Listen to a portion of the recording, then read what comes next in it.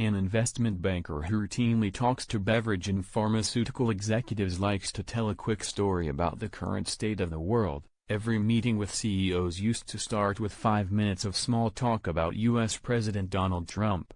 Now every session starts with a conversation about cannabis.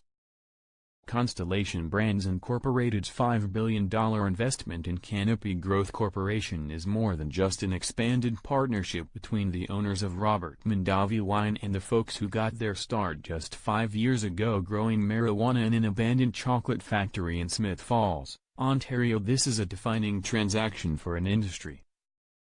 In part because a leading consumer product company is staking its claim to the recreational marijuana market, and in part because Wall Street is now fully embracing cannabis. The federal Liberals' groundbreaking move to legalize recreational cannabis this year, along with a mature market for medical marijuana, has spurred the creation of several relatively large made-in-Canada companies.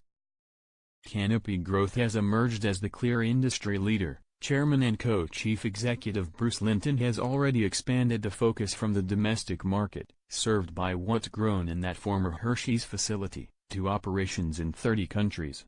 But when Mr. Linton looks ahead, he sees his sector attracting the attention of deeper-pocketed rivals based in the beer, spirits, tobacco and pharmaceutical industries. In a conference call on Wednesday, Mr. Linton said, "When you talk about competitors and why we're doing this now, we have a great position and a great start. This is about accelerating and getting way further out there before those other big names are in, getting our products, staking our claims, having the leverage that we have now." Canopy Growth cut this deal to build a war chest in a volatile sector and to better tap Constellation's global expertise in marketing and retailing, as Mr. Linton tries to do for cannabis what Sam Bronfman did for rye whiskey. Constellation is betting that Canopy Growth can come up with cannabis beverages that rival the popularity of wine and beer.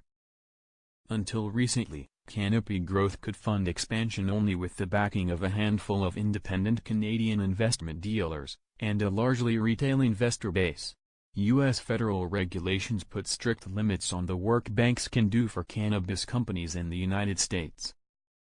So major Wall Street firms steered clear of them, as did the big Canadian banks, which have extensive U.S. networks and did not want to run afoul of Washington regulators and a capricious president.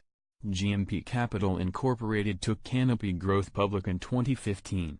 Only recently did BMO Nesbitt Burns Incorporated become the first Canadian bank-owned dealer to devote significant resources to the cannabis sector, including work for Canopy Growth.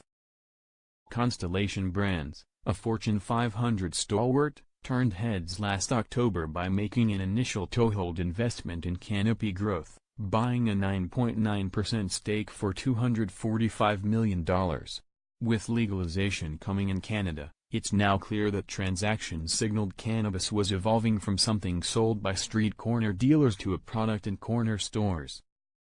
Wednesday's $5 billion investment by Constellation featured Goldman Sachs Group Incorporated as the U.S. company's advisor, the first cannabis deal for the Wall Street firm, while Merrill Lynch put its reputation and balance sheet on the line by financing Constellation's investment.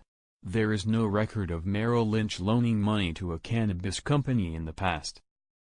Across the table, New York-based boutique investment bank Greenhill & Company worked with Canopy Growth, its second major mandate from the company. Again, Canopy is the first cannabis client for Greenhill. The U.S. investment banks that worked for Constellation and Canopy Growth all expect this deal to be the first of many.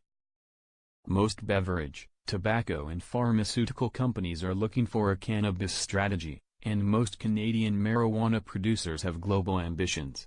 Add Wall Street investment banks to that mix, and cannabis deals will become as common and acceptable as cannabis consumption.